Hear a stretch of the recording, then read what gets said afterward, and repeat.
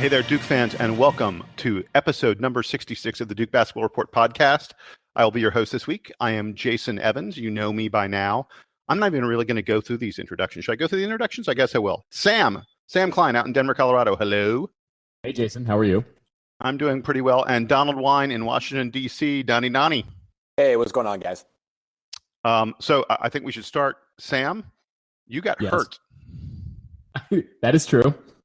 So really quickly, because we got a lot to go through on this podcast. Tell us what happened to you. I took a bad fall skiing yesterday. I should have been watching the Duke game instead of being out on the mountain. So I had to get myself a little patched up. Nothing terrible. I will recover in short order, hopefully.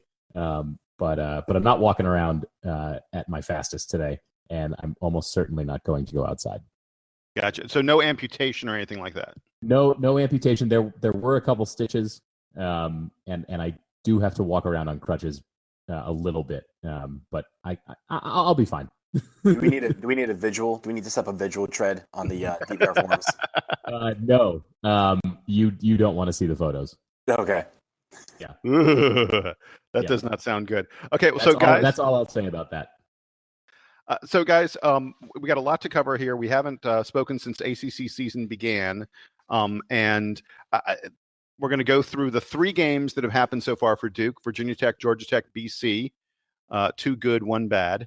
And then I want you all to hold off on discussing two sort of pending personnel kind of things. One is Grayson Allen allegedly, perhaps, some people say, stuck his leg out. Oh, it's just such bullshit, but we're going to talk about that later. I got a rant ready, America. You got a rant ready. Listen up.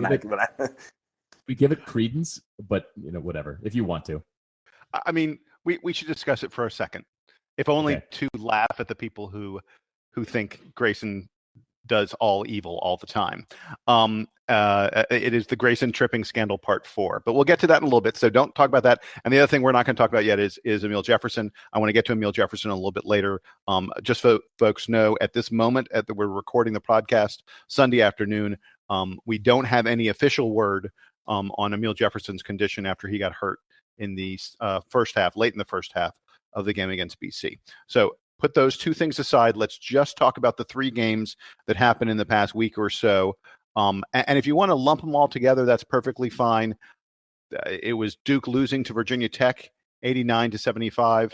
I'm not even sure it was as close as that final score. It was one of the worst efforts I've seen from a Duke basketball team in quite some time. We bounced back incredibly well and beat Georgia Tech 110-57. A 53-point margin of victory, the largest margin of victory in an ACC game since February of 1965. To put it another way, there have been 51 seasons worth of games since someone beat a team this badly. And then we wrapped it up this weekend, just yesterday, taking care of BC 93-82. It was a game that Duke led by a lot, pretty much the entire ball game. And Donald, I'm going to start with you. Do you want to take these one at a time? Do you want to give me a little bit of something on all of them? You get us started discussing the three Duke games that we saw in the past week or so. So I'll discuss each of them a little bit. Very, very little in the first one. The Virginia Tech game, I will say this. Jason Tatum showed up and Luke Kennard showed up, and I don't think the rest of the guys got on the bus. Grayson Allen got on the bus, but he wasn't allowed to play. He wasn't allowed to play, correct. I think that's really all I want to say about that game. That game was awful, and whatever it was, I'm glad they left that in 2016 because 2017 has been much better so far. I think the Georgia Tech game was the most complete game that we've had all year. And that, we said in the last podcast that our best game was yet to be played, and I think that was our best game. We had 7 guys in double figures. Everybody contributed to something. We had 24 assists, which is incredible. That is what you want to see, the ball movement, guys having a lot of fun out there, guys making baskets, and guys playing great defense. And that game was probably a little bit even more lopsided than the final score was in even that game. So I thought that was great. An overall excellent display by the Blue Devils against Georgia Tech. Boston College, I thought we started off the same way that we ended against Georgia Tech, very, very strong. Boston College, they have won a game in conference, so this is not last year's team. They played very well. I thought they started off, they tried to give us our best shot, and we took that and ran with it. What happened in the second half, we had a little bit of a lull where they had their nice comeback. It was because we couldn't shoot, and for some reason they were finding passing lanes on our defense, and I think that's something to be corrected. It's one of those things where you couldn't really explain it at the time why the 25-point lead that we had or whatever it was at the time shrunk to 7 in short order.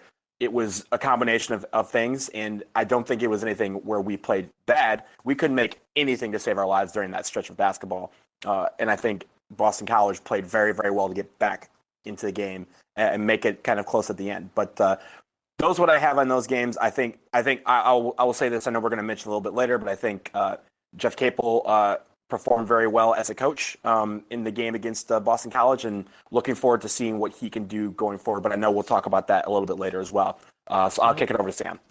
Donald, I think I'm going to take the dim view on this week. As we mentioned before on the show, Boston College isn't very good, and beating them by 10 or 11 points at home, I think, is actually a poor performance for the Blue Devils.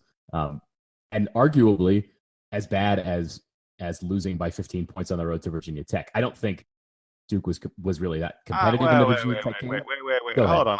I don't know about that. I mean, only in the sense that we led by 20 at halftime, and we did, and then we led by 20 throughout much of the second half, and then we just sort of, we got a little cold. We weren't playing that hard. To me, that wasn't even close to the Virginia Tech. But that wasn't even close to what we saw against Virginia Tech. I think that, I agree with you that it's not. I think that there is an argument that it could be, because Virginia Tech is a much superior team to Boston College. And even though Boston College has a win this year in the conference, they shouldn't really be sniffing victories, even be they sort of like comeback victories late in games when teams fall asleep against them in the conference. So I would look at this week and say that Duke kind of had two not so great performances overall. Obviously against Boston College, we were probably good for 30 minutes. And then one spectacular performance, certainly against Georgia Tech. I think that was one of the most complete versions of this Duke team that you're going to see. But I'm concerned that, the injuries continue. And obviously you mentioned that we don't know what's going to happen with Amile Jefferson. It feels like Georgia Tech might have been the only time that we've gotten to see this team when it's really clicking. And I don't know the next time that we're going to see that. So it's a little concerning to me that Duke hasn't put together a really great performance against a really great team in a while. Obviously, we mentioned, I think on the last show, that Duke had strong performances in the early season against teams like Rhode Island and Florida. And certainly they have opportunities coming up against this week's opponents, especially Florida State and Louisville, who are both really strong teams. Although Louisville's had a couple of losses recently, they've been to good teams. Duke has opportunities to show well against good teams in conference games coming up. But I think there's a view of this team that things aren't quite as great as the one Georgia Tech game would say. And against Boston College, Duke didn't run out. It's not like we ran walk-ons for the last 10 minutes. Those were the real rotation players who were out there and missing lots of shots and letting Boston College, creep back into the game. So I'm not quite as bullish, I think, Donald, on the state of the team. But I'm also acknowledging that a lot of things are changing. Harry Giles has come along pretty strongly. It seems like he's getting better in every game that he plays. And that's going to be really crucial, I think, to this team. And he adds an element that wasn't there before. Jason Tatum's going to continue to get better, and hopefully Marquise Bolden as well. Sort of speed adjusts to the speed of the game a little better. There's a lot of room for improvement. And do you guys want to talk about the Capel effect as opposed to the K effect? I don't know if we want to lump that all in here or if we want to come back to it later. I was going to say let's wait on Capel for just a moment.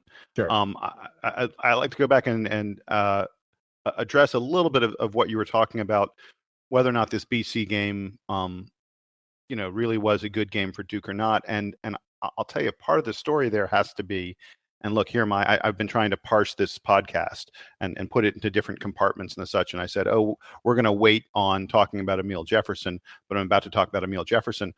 Look, for the second half of that game, the first half of the game, we looked awesome. At halftime, Duke had, get these numbers, Duke had 15 assists, 11 steals. We'd scored 24 points off a turnover. We'd hit 63% of our shots from the field. We were crushing them at halftime, well on our way to another 100-point, game and probably a 30-plus point blowout. And I think, Amile Jefferson had 11 points at the half, and had been incredibly efficient inside. And only played 13 minutes. Exactly. And most importantly, he had captained the defense. I mean, the biggest stat to me from the BC game is BC scored 34 points in the first half. They scored 48 points in the second half. And BC, as you point out, not only are not a good team, they're not a good offensive team. So my concern with what we saw this week was, if Amile Jefferson misses some serious time for Duke, we don't know. But if he does, it's going to have a major impact on our defense. He's the captain of the defense. He is the guy who tells everyone where to go and what to do. And I mean, look, when you look at a guy like Marquise Bolden, who he has a lot of energy, and I like his movement and his athleticism on defense, but he gets lost. He just gets lost, and his man ends up. Yeah, especially when he gets pulled out to cover screens and stuff. There were times against Boston College where his guy slipped to the rim. His guys were leaking out, and you could see that they were trying to attack him on defense.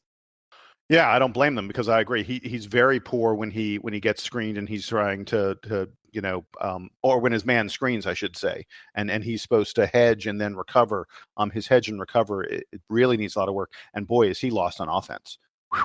I mean, he gets the ball in the post. First of all, he's getting pushed off his spot, so he's getting the ball too far from the basket, and he's just flinging it. Like he's throwing up hook shots that have no chance at all of going in. But he sort of got that pre-light turn on Mason Plumlee thing going on. You're right, exactly. I like that's a good term for it. But I like what Harry Giles is starting to do. He is clearly getting more and more comfortable on the floor. By the way, he had one of the craziest 3-point plays when he got hacked. That was awesome. That was the play. That was the play of the week. That was the play of the week. I was watching the game. How that went in. I was watching the game. I had the sound off, and because I was listening to something else while I was watching it, and I was sort of blank faced watching the game, and that happened, and I had that the Michael Scott looking into the camera smile. When he realizes like a funny dirty joke has happened. I had that smile on my face for about 10 seconds after that play. And he sold it too. Yeah, he celebrated. The ball goes through the basket, you celebrate. Yes. So I think Giles is really coming on, and that's exciting to me. A couple other really quick things I wanted to note. Against Georgia Tech, Duke's effective field goal percentage, which you get extra points for 3-pointers and such, was more than 67%, and Georgia Tech was 36%. It was, I mean, we absolutely destroyed them. It was, as I said, the biggest win in the ACC in 51 seasons. But the thing I really wanted to talk about was Grayson Allen. So at halftime against BC, they put up a stat on the screen of who the leading scorers were for Duke. And Amile had 11, and Frank Jackson had 11, and Jason Tatum had 9, Luke had 8. And you had to go all the way down. The last guy they listed was Grayson Allen, who had only a 3-pointer in the first half. He only had 3 points. And I thought to myself, that's funny. I thought Grayson Allen was the MVP of the first half of that game, because he had 9 assists in the first half. 9 assists in one half of basketball. And to me, the most significant thing that happened this week was that when Grayson Allen returned, Duke said, okay, Grayson is the point guard. Grayson is the distributor. Grayson is the guy who's going to create the offense. And he had 18 assists in 2 games.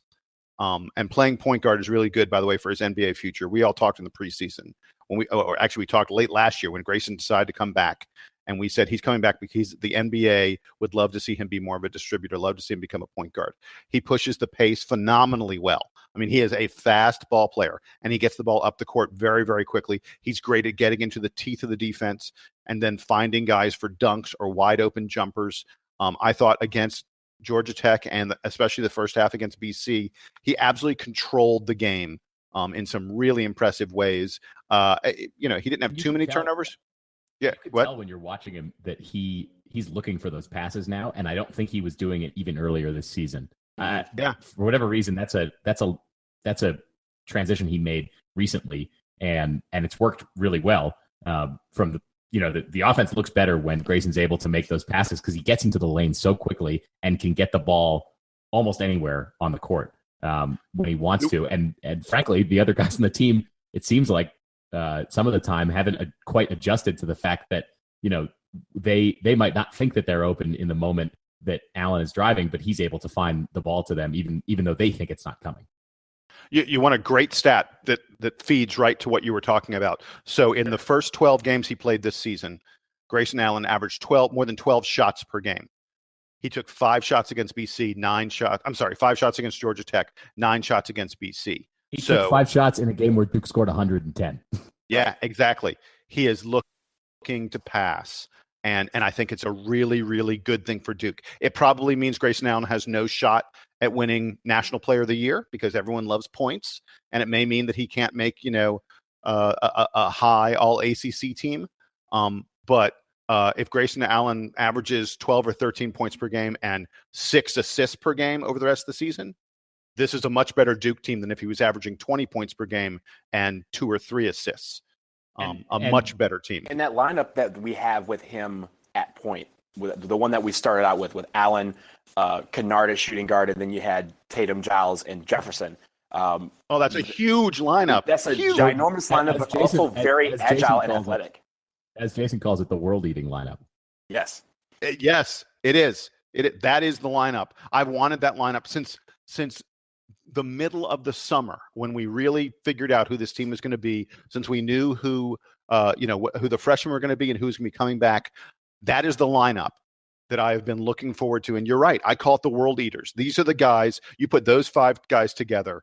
And if they're playing anywhere close to what they're capable of doing, I think Duke is a order of magnitude better than anyone else in the country. And as you point out, that's an enormous lineup. Grayson Allen's playing point guard at 6'4".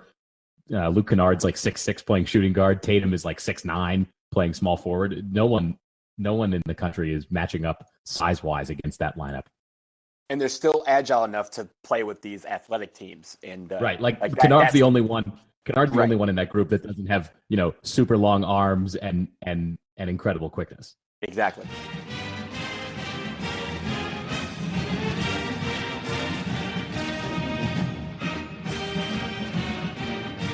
Hey, so should we get to the Great Grayson Tripping Scandal Part 4? This is one of the most ridiculous things ever. Do you want me to summarize it? Please. I look forward to it. It's ridiculous. Shut up.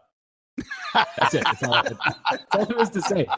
It was insane. It happened so quickly. There's no way that he was like, you know what we're going to do here? Well, you know what my method is here on defense is going to be to kick the guy in the nuts behind me. And that's going to be the best way to stop this play. Wait.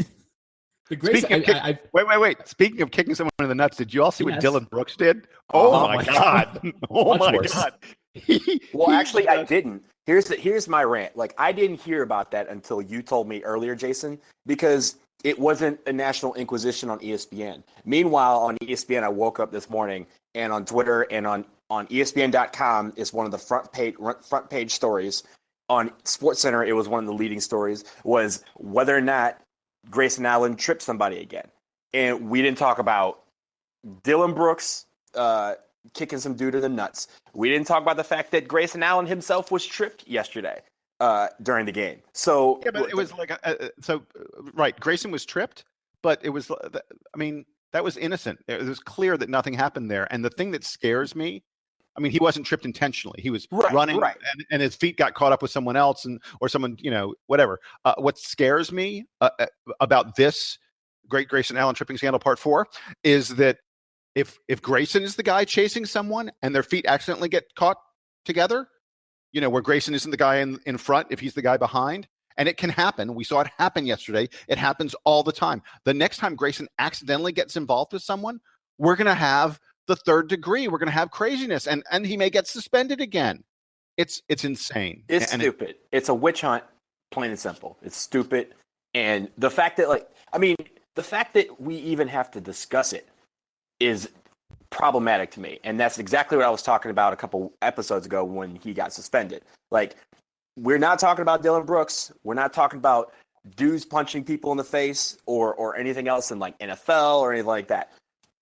This is a clickbait article. This is a clickbait report. Even Seth Greenberg was like, yo, guys, this is not a story. But they were hyping it anyway because they gave it 5 minutes on SportsCenter about whether or not he actually did trip him with still images and Zapruder film coverage. Like this is stupid. And if we're going to keep doing this every single time Grayson Allen blows on somebody or enters the game or collects a foul, then that's really going to be a distraction for this team as well. And I don't want to see that happen either. So ESPN, just stop it because it's stupid.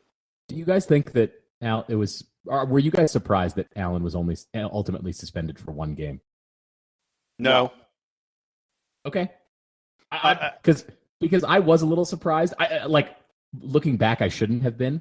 But it did seem surprising that it was only one game, even though it was like a 2-week suspension technically because we didn't play any games over the break. I wonder if the vitriol wouldn't be as hot and if the coverage wouldn't be as intense on that what happened in the Boston College game if that was his first game back rather than his second.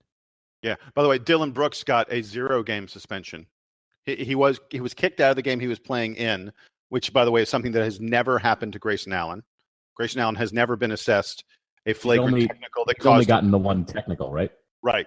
He's never been assessed a flagrant foul that caused him to sit out of a game. But he did sit out a game because Coach K felt it was the right thing to do, and I agree, it's fine. Dylan Brooks just plain nailed a dude in the holy spot and ferociously. And was ejected from the game. And the Pac-10's response was to say, okay, we're done. There's nothing else to be done here. Double standard, triple standard. I don't care what you want to call it. It's wrong. It's unfortunate. And I really worry that especially after this thing yesterday where it was nothing, where Grayson was merely trying to fight over a screen and lost his balance. I worry that Grayson's going to start to think about it while he's on the floor. And basketball is instinctive, and then it affects his game. Then, yeah, and then and then everyone else has already won. Like that, that's the ultimate shot in the bread maker. The fact that he would have to think about moving past the screen would cause to the rest of America is stupid. And I'll tell you, I hope that one of the messages Coach K has given him is you need to not do this ever again, but you need to not think about not doing it. And I don't know if that's possible. It's about making new habits, but that doesn't happen overnight. Yeah. So I'll say, you'll recall when we discussed this, I said that I thought a 1 or maybe a 2-game suspension was more than enough. And I'm fine with 1 game. It's absurd to me. No one has ever been hurt by any of Grayson's trips. I just, the notion that you would sit a guy for more than a game, and let's not forget, he was stripped of his captaincy. Grayson Allen is no longer a captain of the Duke basketball team. And, the media probably doesn't care about that. Everyone's like, oh, he missed a game. I think that sent a real message. I think Coach K, that's a way that Coach K dealt with this that is significant. There's a captain's award at the end of the season. Grayson Allen will not win that award. And he lost something really significant there. Being a captain of a Duke basketball team is a big deal. For the media to go, he only got 1 game and Coach K doesn't show discipline and stuff. It's just total BS. Total BS.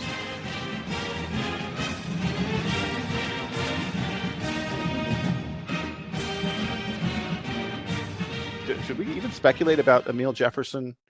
Is there anything to speculate about? Like I said, our defense will suffer.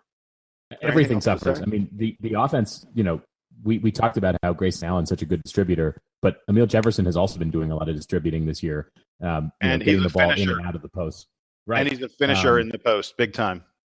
And cleans up on the offensive glass and does all the things that you kind of expect from a, from your power. Like if you had the best power forward who couldn't jump that high and couldn't shoot threes, that Amile Jefferson does everything else, right? So he's missing. If he's not in the game, you feel it in every way. And we really hope that he comes back soon. Hopefully doesn't have to miss any games with whatever that injury was to his foot against Boston College. He's the floor general. Like he's the leader on the court. He's an extension of the coaching staff, in my opinion. And he plays like that. And everyone on the team feeds off of his intensity. And that's what's going to be missed the most if he's out for any period of time.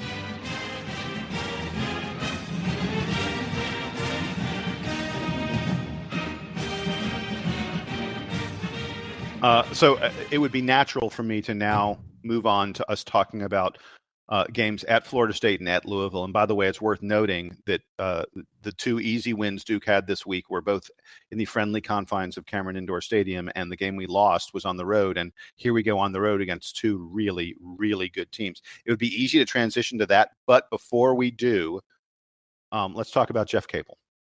And Sam, I'll kick it to you first. What do you think it does to the team to not have Coach K? And, tell me a little bit about how you think maybe it's a little bit different team. Is it a different team with Capel in charge? I think that the main thing to keep in mind is that by the reports we've seen, Coach K will remain sort of involved in the team. He's going to still be watching all the film and talking to the coaching staff. So it's not like he's disappearing from the whole program for a month while he recovers from his surgery. And we certainly hope that he's healthy and walking around and with the team full time again soon. So it's not like we're getting the entirely Jeff Capel experience, right? We're getting Jeff Capel as Coach K's, man in the room. So I don't think we're going to see a lot of changes. I am curious to see sort of how he continues to bring along Giles and Bolden, and to see if, because in years past, this is around the time, early ACC season, maybe towards the end of January, where the rotation really gets finalized and the guys who aren't going to play really don't play anymore. Chase Jeter's been hurt, but Chase Jeter's one of those guys that you could envision being, sent to the bench for the entire game at this point in the season, because he's not one of the 6 or 7 best. And so now it's up to Capel really in the games to determine who those guys are. And I don't know if he's going to have the same short leash for the guys not definitely in the rotation that K has. Is he going to play 8 guys double-digit minutes in games? Because Krzyzewski doesn't normally do that in mid-January. And Capel hasn't had the whole team healthy yet to do that, but perhaps in the next 2 weeks he will. And when he came in last year and coached the one Georgia Tech game, he put Antonio Vrankovic in the game, which effectively burned his red shirt for that season. I think, right? There was sort of a minor story over that. Is that going to happen again? And how does the relationship between K and Capel work when K is still watching the games and still having input? Because ultimately, once the game starts, it's not like he's not around to remind everybody what the game plan is. Everyone has to trust in Capel. I think that the good thing here is that because Capel has been sort of the lead assistant for the last few years, because he's been the main recruiter, it's not like he doesn't have a relationship with the players, and it's not like he doesn't have head coaching experience. I mean, if you're asking for an assistant to step in and be a head coach for a month, Jeff Capel is one of the most qualified for that of any coach probably in the country. So it's not like you're getting an inexperienced guy. It's not, and not that I think that Shire would do a bad job, but it's not like John Shire's doing it, right? It's Jeff Capel who's what, in his 40s. He's had years and years of head coaching experience. I don't think we're going to see huge changes, but I am curious to see if the rotation doesn't shorten the way that Krzyzewski normally does it. Well, you're right about Capel having experience. I think people probably forget this is a guy who was a head coach from 2002 to 2011, and not at small time programs, Virginia Commonwealth and Oklahoma. you're absolutely right. He's been on the bench here for a while. The fact that unlike last time K took a break, K is not going to be stepping completely away from the program is a really, really big deal. But I'm looking forward to Capel sort of getting an extended chance to mold the team a little bit. A lot of people say that Jeff Capel has been the key to Duke's recruiting in recent years, that he's Coach K may be the closer, but Jeff Capel is the guy who sets him up so that Coach K can close it all off and bring in stud recruits. Recruits all the time when they're talking about who they connected with and why they came to Duke, they quite often talk about Capel in a way that you don't often see them talk about assistants at other universities, at other programs. So I think Capel may be closer. He's certainly closer in age. He's 41. He's and K, is pushing 70. Capel's closer in age to these kids, to these players, than Coach K is. And he may be able to inspire them in different ways. He may be able to connect with them in different ways. I think it's exciting. It'll be very, very interesting to see what happens as this coming week as we have our first two really, really, really tough road tests. Well, we already had one tough road test that we failed. So now we got two more, really difficult ones. And I'm glad that Capel got the BC game, a game in Cameron, as head coach under his belt, to feel really comfortable in the role. And I'm glad he got to do it last year against Georgia Tech.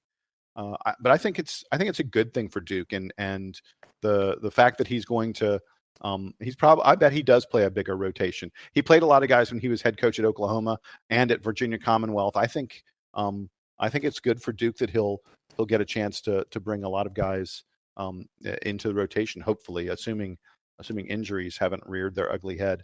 Donald, what you got on this one? So one thing I wanted to note that he had talked about after the Boston College game was that he left Coach K's normal chair on the bench empty. And I noticed that. Yes, yes. And that is a statement to me that says that, one, Coach K is still involved in the program. That is not going to be like 1995 where he's going to have a full release from the program and he's going to be away. He's going to have his hands involved with as much as he can while he is out. But what this also means is Capel is making it very clear that he is just driving this car for a little bit while K's out. He wants to make sure that this program is still churning along when Coach K comes back. So there's not going to be a lot of changes, but what I do see, you can't get a lot of impressions from one game against Boston College. But I was at that game last year against Georgia Tech, where if you recall, we started out in a zone defense and we eventually switched to man, and that was the credit given to our comeback in that game and our eventual victory. So he's going to coach, the way he coaches. He's going to have his tendencies, his instincts. He's not going to shorten the bench, as you've seen. He's probably not going to go with an 8-man rotation that we're normally used to seeing in January and February. But what he's going to do, he knows these players. He knows their game well. Everyone talks about how he has been the catalyst for this core of this team, getting them in and keeping them here, and keeping them together. I think that is where the continuity is going to remain the same, and I think that is going to help, especially these young players, not feel as nervous when you look to the sideline and Coach K is not there. So I think we're in a good spot. We have probably the best assistant coach in the country coaching our team for the next month, and I think that is a good thing for our program. It's a good thing for our players. The final thing that I will say is I think what Capel will bring that is a little different from Coach K, he brings a sense of calm when the chips are down. Like there was a time during the Boston College game yesterday when we were not hitting anything and they were starting to come back. You could see that he just kind of had a demeanor about him that he would bring a player aside. He would be forceful with them, but he was calm about it. And I think sometimes that is what players need more than a timeout to be berated, which, Coach K does that. It's fine. I actually love it out of him. I love the fire. but he's going to bring that intensity in a different way than Coach K does. And I think that is something that these players are probably used to. And they probably are getting a lot in practice, because I know in 2014 or 2015, Coach K said that, a lot of the credit for the practice schemes and stuff like that came from Capel. So these guys are used to him. The program's used to him. And I think that part of it is going to be what helps us out these next 4 weeks.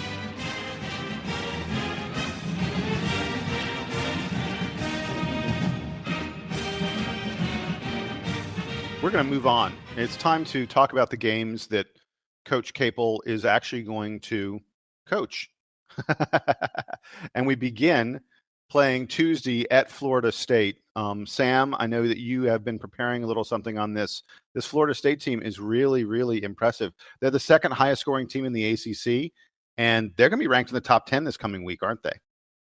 They very well could be, and they certainly are deserving of something around that ranking. They're 20th in KenPom, but they have an impressive slate of victories. They beat a Florida team that Duke already beat. Their only loss was to Temple on a neutral floor, and that was back in November. But they've started off ACC play really strong. They're 3-0. They have wins against Virginia Tech and UVA. And as we mentioned last week or 2 weeks ago, last time we spoke, UVA is a really strong team. So Florida State right there.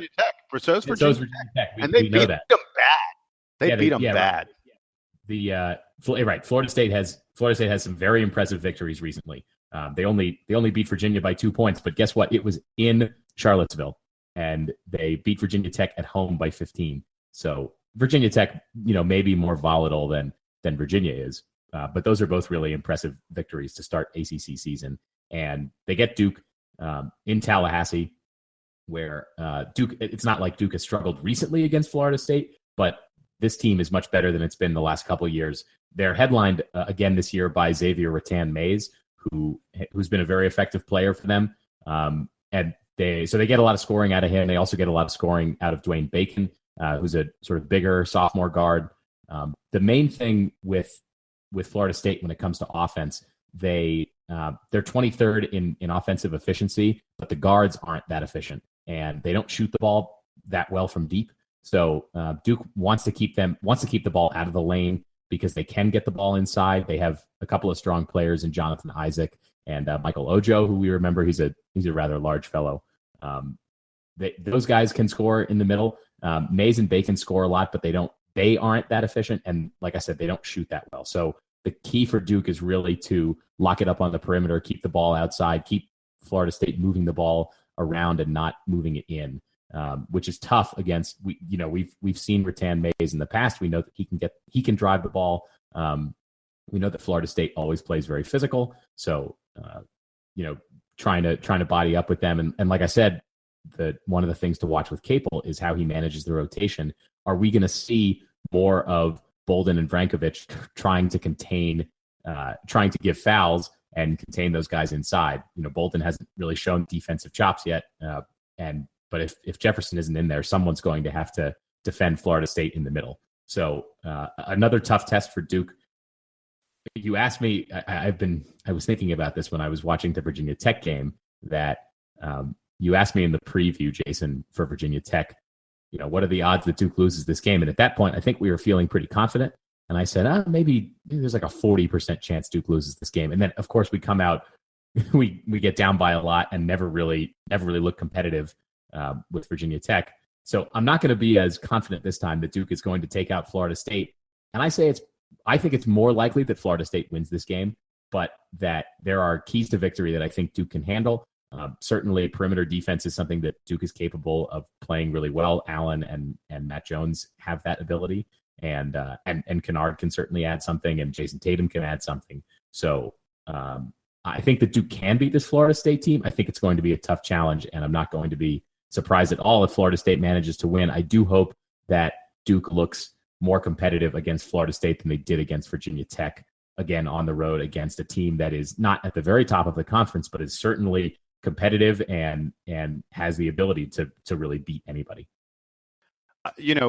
We talked about Capel playing more guys and being more willing to use the bench. He's going to have to. Florida State plays a lot of guys. There's no one on that team that averages 30 minutes per game. I mean, they run like 10 different guys in there. Right. They're going to be a real challenge. Ojo. I'm worried.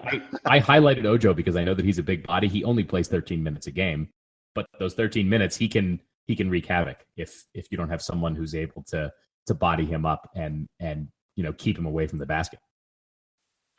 It's going to be a really tough one. It's going to be a very, very tough one. And I hear what you said about them not being a great outside shooting team. I think, to me, that's the key.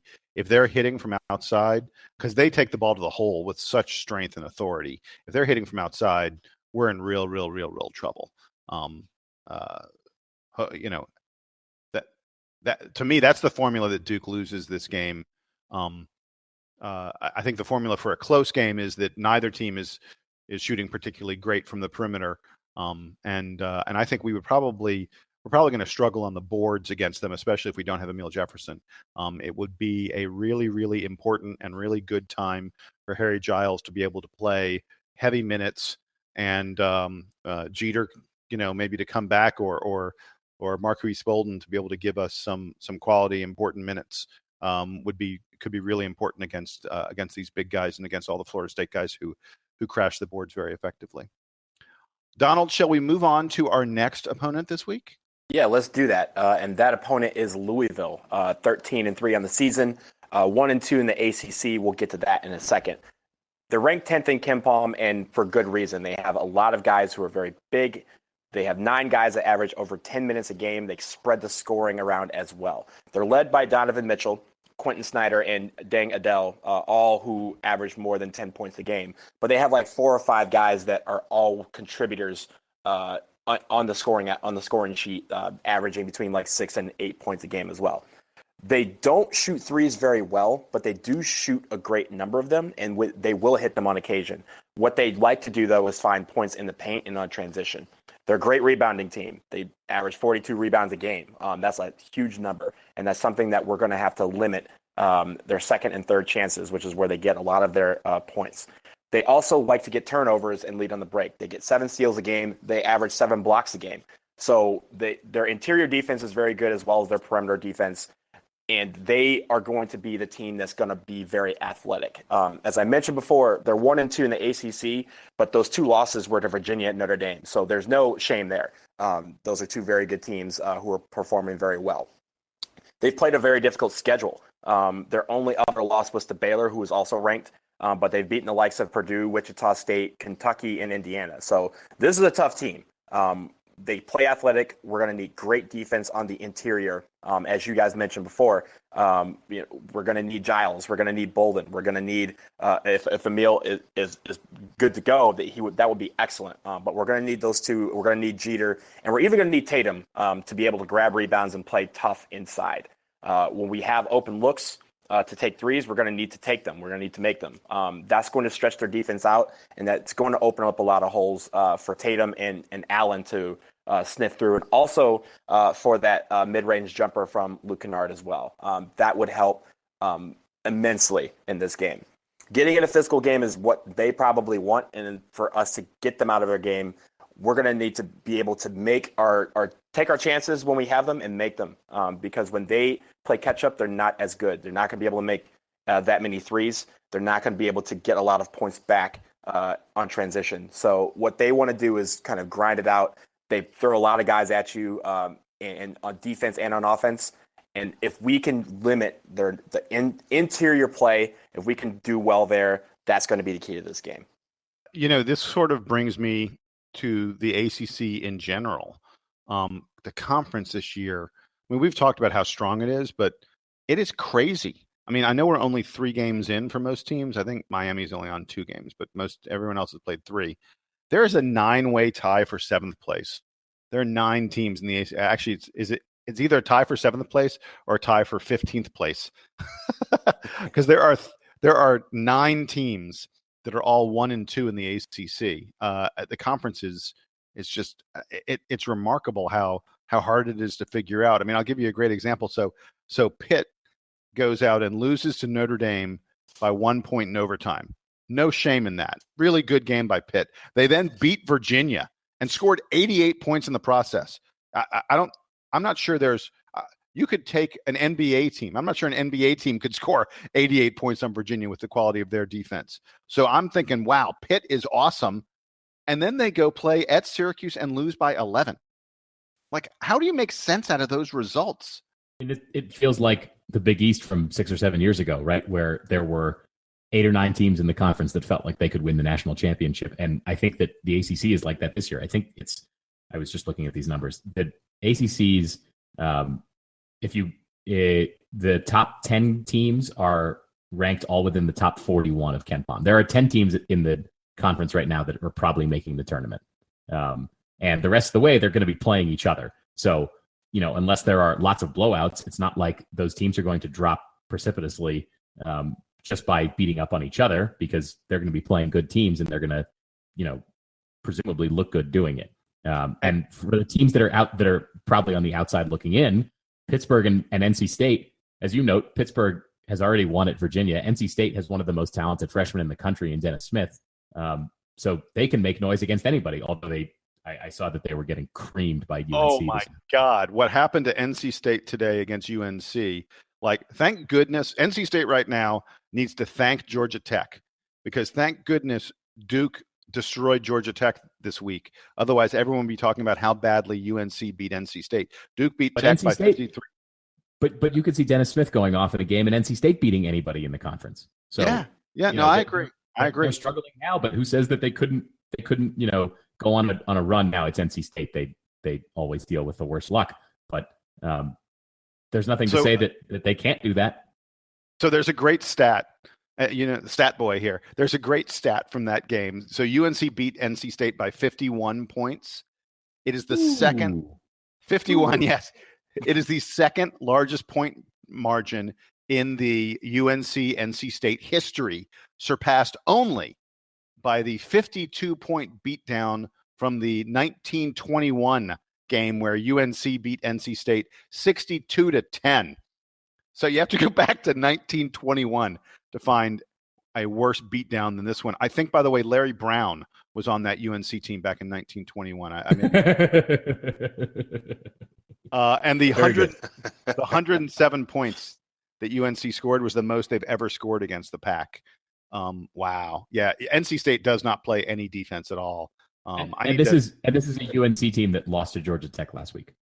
Badly. Right. Lost badly. Georgia, right. I think the transitive property would now say that Georgia Tech should beat the Wolfpack by about 80 or something like that. Right.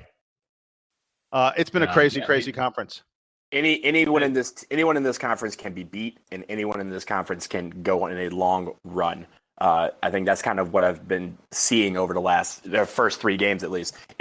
All these teams are pretty strong. Like, even Boston College can clearly give teams a run for their money. They're not going to win many games, but they're giving teams a run for their money. Georgia Tech can beat anybody. NC State can lose by 50 and then probably beat somebody by 30 next week. So this conference is going to be crazy to watch over the next couple of months. How many bids do you think that the conference is in line to get as of today? Oh, if the tournament was today, I think we'd get 10 today. I think 10. Yeah, I think that's a lot. I think that by the time it all happens, it all comes around. I bet it ends up at 9. They're going to be teams that just have some ugly losses on their resume that are just going to be, they're going to, like you said, Georgia Tech and Georgia Tech, Syracuse, and Boston College are going to win games, not a lot, but they'll win games that look ugly in retrospect on teams' records, and could hurt someone like a Pitt. Certainly an NC State that are trying to make the tournament. The interesting thing is, by the way, even if the ACC only gets 9 bids or 8 bids, ACC is going to have 7 teams that are going to get top 6 seeds, because some of these teams are going to get really high seeds. Notre Dame, they're 3-0. They've won at Pittsburgh. They beat Louisville. They beat Clemson. Those are 3 really good wins. This Notre Dame team is for real. I said it in the preseason, in our podcast where we were previewing the ACC. I won't be surprised if Notre Dame wins the conference. I really won't. That's how good they've been. They got 4 guys who average between 14 and 17 points per game. and they're the best free throw shooting team in ACC history. They hit like 84% of their free throws. It's ridiculous. Notre Dame is so freaking good. So I'm going to go on record. I'm going to go on record and say that as far as the NCAA tournament is concerned, that there's going to be at least 10 teams. I think there's a possibility that we get 11, and I think the reason why is because I think 2 ACC teams will make the play-in games. Oh, really? I think two. I think we'll get 2 of those teams in via the play-in game. Yeah, I think I'm with Jason that it probably ends up at 9, but 10 won't surprise me at all. Mm-hmm. I think NC State's in real trouble. Like NC State would be one of those teams. I mean, like the bubble teams are going to be like Miami, maybe Clemson, although Clemson's looking pretty good at this point. And Pitt. If Syracuse or NC State ever gets their act together, it's those teams are the ones that are going to be on the bubble there. And I guess Wake Forest maybe. Wake, by the way, is ranked ahead of. They're ranked ahead of Syracuse, Pitt, and NC State in Ken Palm right now. So maybe I'm discounting Wake too much, but I think it's going to be tough for those teams. They're somehow ahead of Virginia Tech in Ken Palm. Are they really? And they're Wake is 40th, and Virginia Tech is 41st. Wow, you're right. It's crazy, right? Yeah, I don't know how that happened. But yeah, hey, I mean, Wake's played a tough schedule so far, and they're not that bad against it. But I was going to say, I just think that they're going to beat up on each other. It's going to be really hard to get to, 9 wins for a lot of those teams in the ACC, or 10. And I think you're going to have to. I don't know that if you're 8-10, the NCAA tournament just isn't going to take an 8-10 ACC team.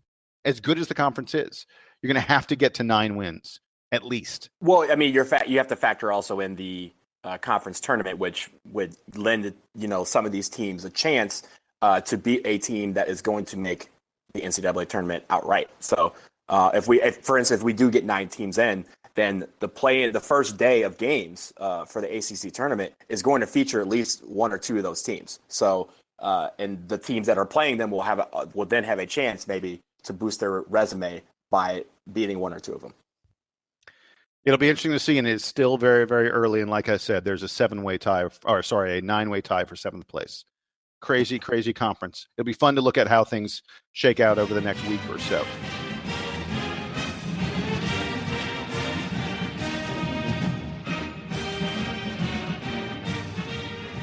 Gentlemen, it is time for Player of the Week. And Sam, I will go to you first. Who did you pick as the Player of the Week for the Duke Blue Devils? I took your boy Luke Kennard, who had another strong week, looked really good against all 3 opponents, and has just generally been doing Luke Kennard things all year. So I don't think there's much explanation necessary. I'm taking Luke Kennard. Mr. Donnie Don? I am also going with your boy Luke Kennard for the reasons that Sam said, and that's pretty much it. So I've been the guy all season. I think I've picked Luke Kennard every single time for Player of the Week. Just about. I think so. Maybe I did. And I am going off the board, and I'm going to take Grayson Allen, who missed the first game against Virginia Tech. But I think Grayson Allen was the Player of the Week because I think the most significant thing that happened to Duke this week was Grayson Allen excelling at point guard. I mentioned that he had 18 assists. I mentioned that he only took 14 shots in his 2 games, but he scored 27 points, which is highly, highly efficient. He had 4 steals. He had 8 rebounds. He's, doing a lot of things for Duke, but the most important thing he's doing and what I think may be the most important development in this season is Grayson Allen is now running the show for Duke. And he did a heck of a job running the show for Duke. 9 assists in the first half against Boston College. Can I make a bold prediction here related to Player of the Week? Please.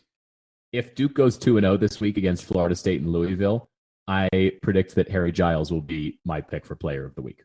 So when you said if Duke goes 2-0, I said to myself, Harry Giles is going to be Player of the Week if Duke goes 2-0. Oh yeah, and then you said it. Yes, I think you're probably right, and I think that potential definitely exists. It definitely exists because you could see his breakout game is coming, and it's very soon. And I won't be surprised if it's against either of these teams that we're playing this week because the opportunities will be there for him. Yeah. Although I'll say this, I I won't be surprised if we're sitting here next week and we're all like, well, it was Jason Tatum. It was big time Jason Tatum. Because that guy, I think these two teams, especially who have, Florida State and Louisville, very, very long teams, and not easy to get your shot off against them. I think that they may bother Luke Kennard a lot and may bother Grayson Allen a lot. Jason Tatum has the kind of game that I think he's so effortless in the way he scores, and he is also long. Tatum could be really, really key against these guys. Against Boston College, there were some of the pull-up jumpers he takes. There are 3 words to describe the way Jason Tatum scores: NBA. He scores in the way NBA players score, and it looks a lot like Jabari Parker when he was in college. I think it's a very similar. He's looking for similar types of shots. Yeah, I agree. Although I think he's better. He's got a much better stroke from the outside. Parker was better closer to the basket.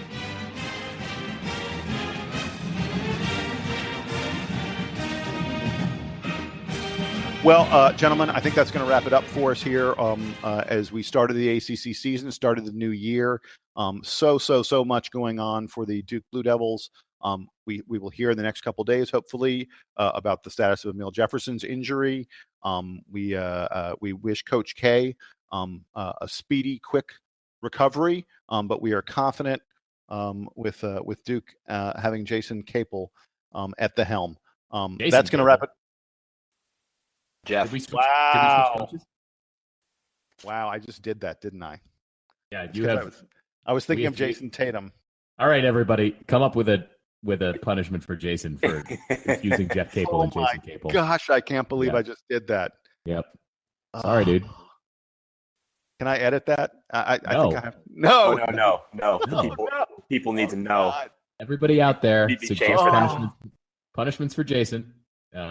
We'll take ideas in the discussion thread for this podcast. Well, this is not ending well. Do we have a minute for you guys to tell me if you're rooting for Clemson or Alabama in the football championship game this week? I'm definitely rooting for Clemson. Yeah, is that even a question? Not even for ACC purposes, just because I want to see Clemson win. I think they've earned it. I want to see them win. I think the Alabama juggernaut is really entertaining. I'm not going to lie. No, see, that's going to set. That just the backstory with the fact that Lane Kiffin's not coaching the final game there. Like, that is going to be, if they win, then Saban is the genius of all geniuses. If they lose, then how does that story play out? I mean, that's going to be something that's going to be looked at and second guessed and triple guessed for the next 8 months in that state. So I'll tell you something really interesting I read on ESPN today. They were talking about the fact that this poor Clemson team has come along at the wrong moment. That this is probably, Deshaun Watson, probably the greatest player in Clemson's history. You can make a pretty good argument that Dabo Swinney is the greatest coach in Clemson's history. That Clemson the past 2 years has been as good as Clemson ever has been, even though Clemson has won a national title in the past. And yet they've come along at a time that Alabama was so great. And the way they started out the article, this has nothing to do with Clemson, but I thought it was such a great quote. I just had to repeat it. John Madden was once asked, hey, didn't you win a Super Bowl? And he said, yes, I won 1 Super Bowl. And they said, how come you only won 1 Super Bowl? And he said, well, I actually won 5 Super Bowls, but the Pittsburgh Steelers, Terry Bradshaw has my other 4 rings. And that John Madden's great Oakland Raiders teams came along the same time the Pittsburgh Steelers and Terry Bradshaw were just world beaters. The same time they were winning 4 Super Bowl titles. And so when you ask John Madden, why do you only have 1 Super Bowl ring? He says, Terry Bradshaw is wearing my other 4 rings. And the ESPN started the article that way because they said, poor Clemson, their national titles are resting on Nick Saban's fingers. And so I'm really rooting for Clemson just because I think they deserve what they've accomplished, what they've done, and how they've played. They deserve a ring. They deserve winning. God, they were really good against Ohio State. They were really good against Ohio State. Yeah, they were. I didn't really pay attention to college football until like the early 2000s when USC was perennially like they had the best quarterback and they were like always the best team, and they won a few championships in the early 2000s. And in my mind, it was like USC will never stop being amazing. They'll always be good. And then all of a sudden, Pete Carroll, they get in trouble for the Reggie Bush scandal, and Pete Carroll leaves for the NFL. What is going to stop Alabama and Nick Saban from just continuing to roll the way they have rolled for the last 7-8 years? I mean, it doesn't seem like anything can stop that. There used to be an argument like 4 or 5 years ago that, the SEC has all these great teams and SEC pride and all these things. That was ridiculous. It was Alabama and everybody else, and that's more pronounced today, I think, than it was a few years ago. Like Auburn had good years, Florida was good a few years ago. Now it's like it's Auburn, and nobody's even close to them. As good as Jason, as you point out, as good as Clemson has been the last couple of years with Deshaun Watson. College football is cyclical. I mean, if you think about back in those you were talking about the early 2000s, if you recall, Alabama was not good during that time. They eventually got Saban, who was at LSU, who were world beaters. He ended up going to the Dolphins, and coming Miami, back, and then coming back and leaving after 2 years and going to Alabama, and now they're the juggernaut. So it's weird. Like it's probably going to take him leaving, because when he leaves, that aura, the legacy and the aura, kind of dissipates a little bit with Alabama. Even though they have all this history, they've had stretches where they just could not beat anybody, and it's because of their coaching. As you pointed out, they weren't good in the early 2000s, and that's when I really started following college football. And they struck, until Saban had his success, Alabama always struck me as one of those programs that like was good before my history of college football began, and that they probably won't be good again, because how could you possibly be a good football team like in the modern age in the state of Alabama? Like the best teams are going to be playing in California and Florida and Texas, and that's how it'll be forever. And of course, that's not the case anymore. Anyway, that's a lot of college football talk. I was going to say, before the USC years, it was Miami and Florida State and Nebraska. And Oklahoma. Yeah. Texas was great for a little while. It's really cyclical, but it does kind of feel like Alabama, especially from a recruiting standpoint, that they're on sort of one of these magical runs. And, I don't know. But I'm hoping Clemson wins. I really do. That's both for the ACC and because they deserve it. It'll probably be a good game. I'm excited to watch. Yeah, absolutely. Okay, so with that, we're going to wrap up episode number 65, 66. I blanked on which number 66. It is. 66, thank you. 66 old Jason Capel over there. Yeah, by the way, a second ago, you were talking about Alabama and you called them Auburn. So we need a penalty for you also. No, I said that Auburn, that there was a moment when Auburn was good, when they had like Cam Newton, and maybe I made that mistake, but it's not as egregious as yours. It is not even 3 orders of magnitude as egregious as mine is. Yep. Okay, so that's going to do it for Sam and Donald. I am Jason. Blue Devils win with Jeff Capel at the helm this week. That's the call. That's going to happen. Blue Devil Band, take us home.